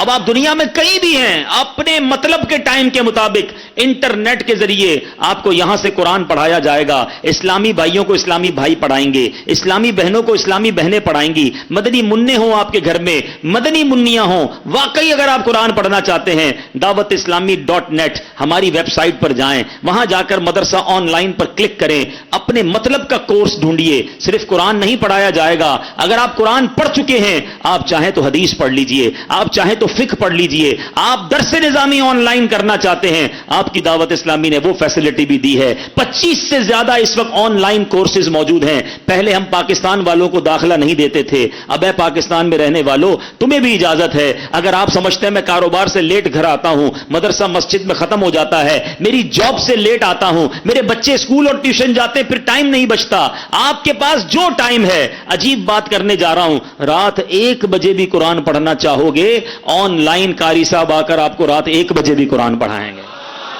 ہے کوئی ایسی فیسلٹی؟ اب کوئی بہانہ بچتا ہے؟ راؤنڈ کلاک, سارے 12 گھنٹے میں, پورے دن میں جو ٹائم آپ قرآن پڑھنا چاہتے ہیں آن لائن اپلیکیشن فل کیجئے. ہم نے مدرسے ہی ایسے بنائے ہیں جو سارا دن اور ساری رات چلتے ہیں. کبھی امریکہ میں صبح ہوتی ہے, کبھی یو کے میں دوپہر ہوتی ہے, ہم ہر وقت الحمدللہ آن لائن ہو کر پڑھا رہے ہیں. پھر بھی اگر ہم قرآن نہ پڑھیں تو یہ ہماری سستی ہے. تو اے میرے پیچھے اسلامی بھائیوں, اب ان تمام باتوں کو سن کر دعوت اسلامی سے بھی پیار بڑھ جاتا ہے, دعوت اسلامی سے محبت اور بڑھ جاتی ہے کہ اللہ نے کتنی بڑی نعمت ہمیں دی ہے کہ جو اس طرح دین کی خدمت دنیا بھر میں کر رہی ہے. تو آؤ پہلے نیت تو یہ کر لیں کہ دعوت اسلامی کے مدنی ماحول سے وابستہ ہو کر مدرسۃ المدینہ بالغان میں شرکت کر کے اپنے مخارج اور قرآن پاک کی تلاوت درست کریں گے, اور روزانہ تلاوت قرآن کریں گے, پابندی کے ساتھ نماز بھی پڑھیں گے, اور آج کے بعد ہماری کوئی نماز قضا نہیں ہوگی. اور اب آخر بات, اب اتنی ساری باتیں میں نے دعوت اسلامی کے بارے میں بتائیں, یہ تو ایک یا دو شعبے ہی بتائے نا. دعوت اسلامی کے 100 سے زیادہ شعبہ جات ہیں. جتنا کام بڑھتا جا رہا ہے نا دنیا میں, پتہ کیا ہوتا ہے, کسی کاروباری کا کام بڑھے نا, چھوٹی سی دکان تھی اب فیکٹری بڑھ گئی, اس کی آمدنی بڑھ جاتی ہے, دوسری فیکٹری لگاتا ہے اور پیسے بڑھ جاتے ہیں, تیسرا کام کھولتا ہے مزید پیسے بڑھ جاتے ہیں. جتنا کاروبار لوگوں کا بڑھتا ہے ان کی اتنی آمدنی بڑھتی ہے. دعوت اسلامی کا جتنا کام بڑھتا ہے ہمارا اتنا خرچہ بڑھتا ہے, کیونکہ ہماری آمدنی تو نہیں ہے نا, ہم نے بزنس تو نہیں لگایا, آمدنی تو آپ ہی لوگ ہیں, آپ ہی سے چندہ مانگتے ہیں, اور جناب چلتی ہے دعوت اسلامی. تو اب اس قرآن کے خدمت گاروں میں آپ بھی شامل ہو سکتے ہیں, قرآن کے اس عظیم کام میں آپ بھی حصہ ملا سکتے ہیں. جی نہیں چاہتا کہ یار 69,000 حافظ قرآن بن گئے, 2 لاکھ بچوں نے ناظرہ قرآن پڑھ لیا, اس طرح آن لائن مدرسے چل رہے ہیں. یہ جناب 500 سے زیادہ آپ کو بتاتا چلوں کہ ماشاءاللہ علماء بیٹھے ہیں, ان سے پوچھیں ایک دارالعلوم چلانا کتنا مشکل ہے, کھلانا پلانا, تنخواہیں, بہت سارے یوٹیلیٹی کے بل. اللہ کی رحمت سے دعوت اسلامی 526 کے قریب دارالعلوم یعنی جامعۃ المدینہ چلا رہی ہے. ملک اور بیرون ملک 42,000 سے زیادہ اسلامی بھائی اسلامی مہینے درس نظامی کر رہے ہیں. تو جی نہیں چاہتا یار ان نیکیوں میں ہم بھی حصہ ملا لیں. ہم عالم کتنے جو علماء بنے یہاں پر, کتنے جو حافظ قرآن بنے, ہم بن نہیں سکے, جو بن رہے ہیں ان کو سپورٹ تو کر سکتے ہیں. تو 17 دسمبر یاد رکھنی ہے, 17 دسمبر کو انشاءاللہ دعوت اسلامی مدنی عطیات مہم کرنے جا رہی ہے, اور اس میں ٹیلی تھون میں ہمارا نعرہ یہ ہے, ہماری اپیل یہ ہے, گزارش یہ ہے کہ ہر عاشق رسول, ہر دعوت اسلامی سے محبت کرنے والا کم از کم 1 یونٹ اس میں حصہ ضرور ملا ہے, اور 1 یونٹ فقط 10,000 روپے کا ہے. جو پاکستان میں سن رہے ہیں وہ 10,000 روپے کا یونٹ ہے, جو بیرون ملک میں سن رہے ہیں وہ اپنی جو بھی کرنسی ہے اس کے مطابق یونٹ بنا لیں. صرف یہ بتانا چاہتا ہوں کہ ان 2 شعبہ جات پر, مدرسۃ المدینہ اور جامعۃ المدینہ پر, دعوت اسلامی کا سالانہ خرچ 200 کروڑ روپے سے زیادہ ہے. اتنا بڑا نیٹ ورک بھی تو آپ نے سنا نا, لاکھوں لاکھ بچے پڑھ رہے ہیں, اتنے سارے مدرسے ہیں. تو میں امید کرتا ہوں اگر ہم, ویسے پیسے بہت زیادہ ہیں لیکن سارے دعوت اسلامی والے کوشش کریں, سب اسلامی بھائی اور اسلامی بہنیں حصہ ملائیں, تو انشاءاللہ ہم اپنی مدنی عطیات مہم میں ایک اچھی رقم جمع کرنے میں کامیاب ہو جائیں گے. تو میں امید رکھوں کہ انشاءاللہ ناظم آباد والے بھی, اس اجتماع میں آنے والے بھی, اور مدنی چینل کے ناظرین اپنی دعوت اسلامی کے ساتھ پریکٹیکلی بھی شامل ہوں گے اور مدنی عطیات کے ذریعے بھی شامل ہوں گے. اللہ تعالی ہم سب کو عمل کرنے کی توفیق عطا فرمائے. صلو علی الحبیب صلی اللہ تعالی علی محمد صلی اللہ علیہ وسلم. میرے میٹھے اور پیارے اسلامی بھائیوں, جہاں ہم نے بے شمار مدنی پھول سنے, وہیں ایک اور مدنی پھول آپ کی جانب بڑھاتا ہوں. اگر توجہ کے ساتھ سن کر اپنے دل کے مدنی گلدستے میں سجا لیں گے تو انشاءاللہ عز و جل ایمان کی حفاظت کا ذہن بھی ملے گا. الحمدللہ اللہ تبارک و تعالی کا ہم پر کروڑا کروڑ احسان ہے کہ اس رب العالمین نے ہمیں مسلمان بنایا. آئیے مل کر رب کا شکر ادا کرتے ہیں, کہیے الحمدللہ رب العالمین. ایز اے مسلمان سب سے قیمتی چیز جو اب ہمارے پاس ہے وہ ہمارا ایمان ہے. زندگی کا یہ دستور ہے, دنیا کا یہ اصول ہے کہ جو چیز جتنی زیادہ قیمتی ہوتی ہے اس کی اتنی زیادہ کیئر کی جاتی ہے، اتنی زیادہ حفاظت کی جاتی ہے میرے میٹھے اور پیارے اسلامی بھائیوں. مگر بدقسمتی کے ساتھ ہم ایمان کی حفاظت کا ذہن نہیں رکھتے. یاد رکھیے گا، علماء بتاتے ہیں کہ زندگی میں جس شخص نے اپنے ایمان کی حفاظت کی فکر نہیں کی، خدشہ ہے کہ موت کے وقت اس کا ایمان چھن لیا جائے. میرے میٹھے اور پیارے اسلامی بھائیوں، ہم نے اپنے ایمان کی حفاظت کی فکر کرنی ہوگی. علماء سے سوال کیا گیا کہ آپ نے ہمیں ڈرا تو دیا، ایمان کی حفاظت کا ذہن تو دیا، اب کوئی حل بھی بتا دیجئے تاکہ ہم اپنے ایمان کو سیکیور کرنے میں، اس کی حفاظت کرنے میں کامیاب ہو جائے. سبحان اللہ، علماء نے بڑا ہی مختصر اور ایک جامع حل بھی بتا دیا کہ ایمان کی حفاظت کا ایک آسان ذریعہ کسی ولی کامل کے ہاتھوں میں ہاتھ دے دینا ہے.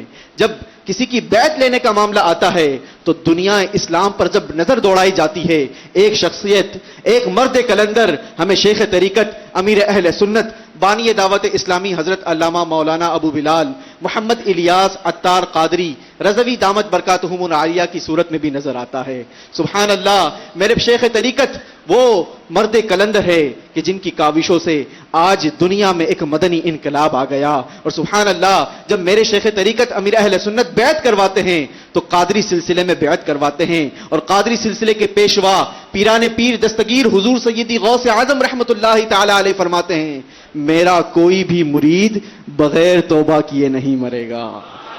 ایک اور مقام پر فرماتے ہیں کہ کل بروز قیامت میں اس وقت تک اپنا قدم جنت میں داخل نہیں کروں گا جب تک اپنے ایک ایک مرید کو داخل جنت نہ کروا دوں. میرے میٹھے اور پیارے اسلامی بھائیوں، اس اجتماع میں آنے والوں، آؤ آج موقع بڑا ہی اچھا ہے. الحمدللہ آج ہم اللہ کے گھر میں بھی موجود ہیں، اور ہماری خوش قسمتی ہے کہ ہمارے درمیان رکن شورا ابو مدنی حاجی عبدالحبیب عطاری بھی جلوہ افروز ہیں.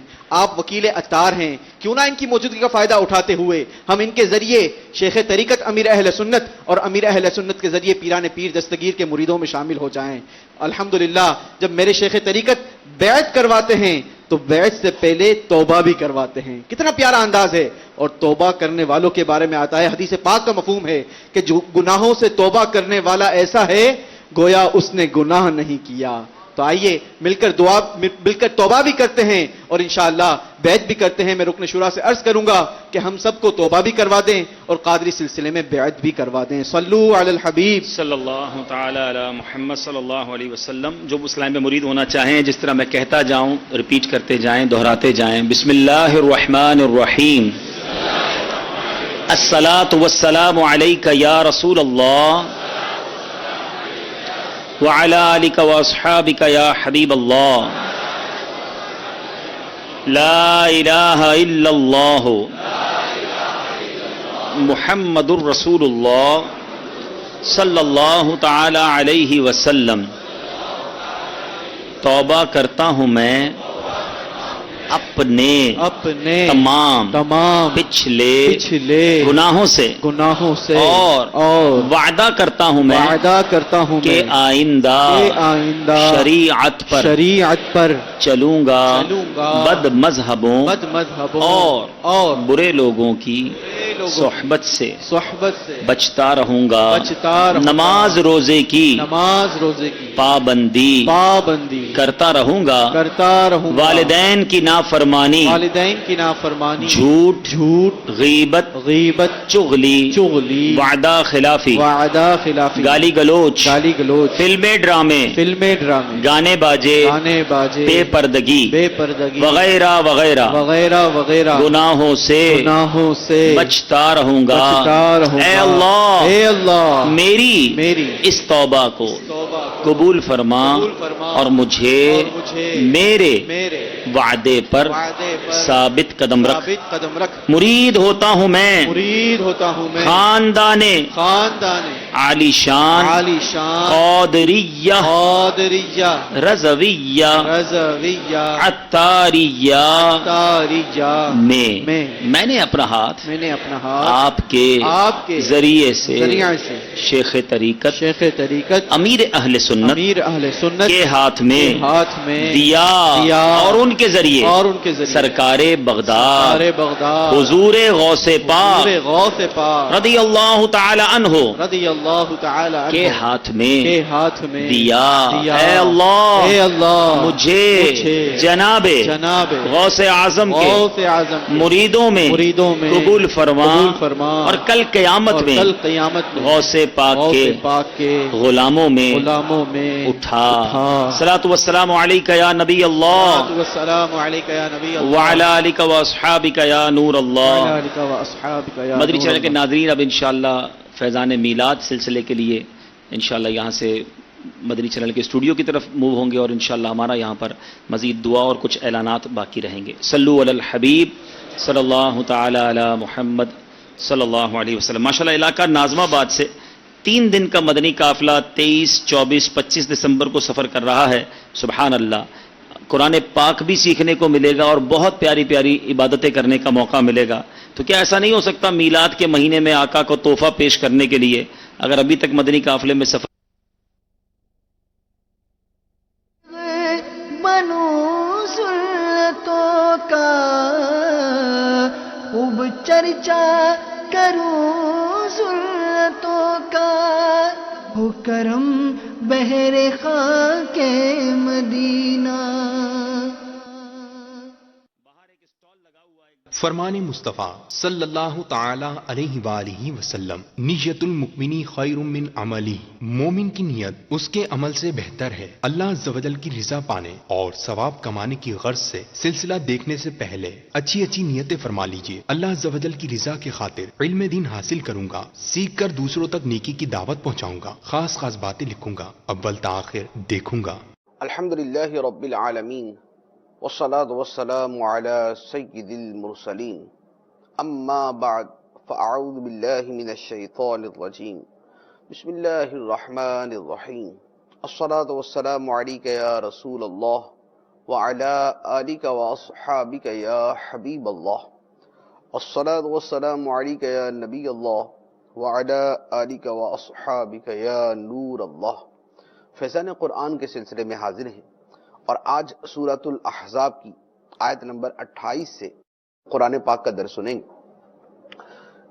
یہاں سے جو آیات شروع ہو رہی ہیں اس کا کچھ خلاصہ میں نے پچھلے سلسلے کے اندر بیان کیا تھا کہ نبی پاک صلی اللہ تعالی علیہ وآلہ وسلم کی ازواج مطہرات کی اکثریت کا جو بیک گراؤنڈ تھا نبی پاک علیہ السلام کی بارگاہ میں حاضر ہونے سے پہلے، شرف یابی سے پہلے، وہ عمومی طور پہ ایک خوشحال اور کھاتے پیتے گھرانے سے تھا۔ نبی پاک علیہ السلام کی بارگاہ میں جب ان کا آنا ہوا اور آقا کریم صلی اللہ علیہ وآلہ وسلم کی جو زندگی مبارک تھی وہ بڑی سادہ، زہد پر، دنیا سے بے رغبتی پر مشتمل تھی، مبنی تھی۔ تو ایک مرتبہ ازواج مطہرات نے مل کر مطالبہ کیا کہ یا رسول اللہ صلی اللہ علیہ وسلم، آپ ہمارے خرچے میں، ہمارے اخراجات میں اضافہ کریں اور ہمارا جو نفقہ ہے اس میں کچھ اضافہ کریں، کچھ دنیاوی ساز و سامان کا مطالبہ کیا۔ اس پر نبی پاک صلی اللہ تعالی علیہ وآلہ وسلم کو ناپسند ہوا اور آپ کی طبیعت پر گراں گزرا۔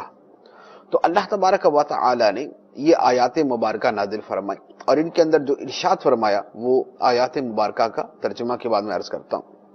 ارشاد فرمایا، بسم اللہ الرحمن الرحیم، یا ایہا النبی قل لازواجک ان کنتن تردن الحیاۃ الدنیا وزینتها فتعالین امتعکن واسرحکن سراحا جمیلا وان کنتن تردن اللہ ورسولہ والدار الآخرہ فإن اللہ اعد للمحسنات منکن اجرا عظیما۔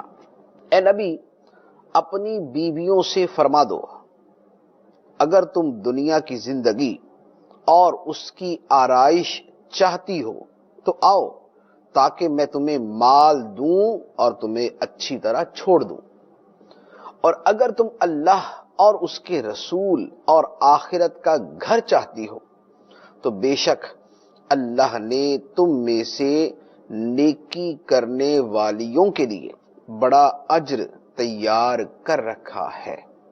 آیت مبارکہ کا خلاصہ یہ ہوا کہ ازواج مطہرات کے مطالبے پر اللہ تبارک و تعالی نے نبی پاک صلی اللہ تعالی علیہ وآلہ وسلم کو واضح طور پر یہ اختیار عطا فرما دیا اور ارشاد فرما دیا کہ ان ازواج سے کہہ دیں کہ اگر تمہیں دنیاوی زندگی چاہیے، مال و اسباب چاہیے، تمہیں اخراجات میں اضافہ چاہیے، تمہیں دنیا کی نعمتیں چاہیے، دنیا کی آسائشیں اور زیب و زینت چاہیے، تو ٹھیک ہے، پھر آؤ میں تمہیں یہ سب دے دیتا ہوں، لیکن سب کو چھوڑ دوں گا، یا جو اس کا مطالبہ کرے گی اسے مال و دولت دے دوں گا اور اسے چھوڑ دوں گا، یعنی اسے طلاق دے دوں گا۔ اور اگر تم اللہ اور اس کے رسول اور آخرت کی طلبگار ہو، اگر تمہیں خدا چاہیے، خدا کا رسول چاہیے اور آخرت کا گھر چاہیے، تو پھر اپنے اس مطالبے سے باز آ جاؤ اور پھر صرف آخرت پہ نظر رکھو، اور دنیاوی ساز و سامان اور زیب و زینت اور آسائش و آرام اور تعیشات کا مطالبہ پھر نہ کیا جائے۔ تو پھر جو آخرت کا طلبگار ہوگا اس کے لیے اللہ تعالیٰ نے عظیم اجر تیار کر رکھا ہے۔ چنانچہ اس آیت مبارکہ پر عمل کرتے ہوئے نبی کریم صلی اللہ تعالی علیہ وآلہ وسلم نے اپنی ازواج مطہرات کو یہی الفاظ ارشاد فرما دیے کہ تمہارا مطالبہ ہے کہ تمہارے خرچے میں اضافہ کیا جائے، تمہاری جو ہے ساز و سامان میں اضافہ کیا جائے، تو اگر تمہیں یہی چاہیے تو ٹھیک ہے، پھر میں تمہیں یہ سب دے دوں گا، لیکن ساتھ میں چھوڑ دوں گا، پھر میرے ساتھ تمہارا نباہ نہیں ہوگا، پھر میرے ساتھ تمہارا رہنا نہیں ہوگا۔ اور اگر تمہیں اللہ کا رسول اور آخرت کا گھر چاہیے تو پھر اپنے ان مطالبوں سے باز آ جاؤ۔ نبی پاک صلی اللہ تعالی علیہ وآلہ وسلم نے یہ ارشاد فرما کے انہیں وقت بھی دیا کہ تم سوچ لو، غور کر لو اس کے اوپر کیا چاہیے، اللہ اور اللہ کا رسول چاہیے یا دنیاوی ساز و سامان چاہیے۔ تو اس پر بالاتفاق تمام کی تمام ازواج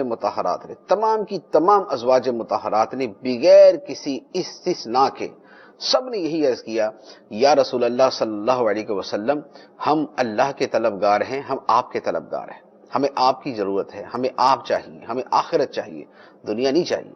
چنانچہ سب اپنے مطالبے سے باز آ گئی اور سب نے اللہ اور اللہ کے رسول کو اختیار کر لیا۔ اب یہاں پر ایک بڑا خوبصورت نقطہ ہے، کئی اعتبار سے یہاں پر چیزیں ہیں کہ مطالبہ تو یہ تھا کہ ہمیں دنیاوی سامان چاہیے، اور اس کے مقابلے میں دوسری طرف کیا تھا؟ نبی پاک صلی اللہ علیہ وآلہ وسلم کا ساتھ تھا۔ اگر دنیاوی سامان چاہیے تو پھر نبی پاک علیہ السلام چھوڑ دیں گے، تو نبی پاک علیہ السلام کا قرب چھوٹ جائے گا اور آپ کی زوجیت سے نکل جائیں گی۔ اور اگر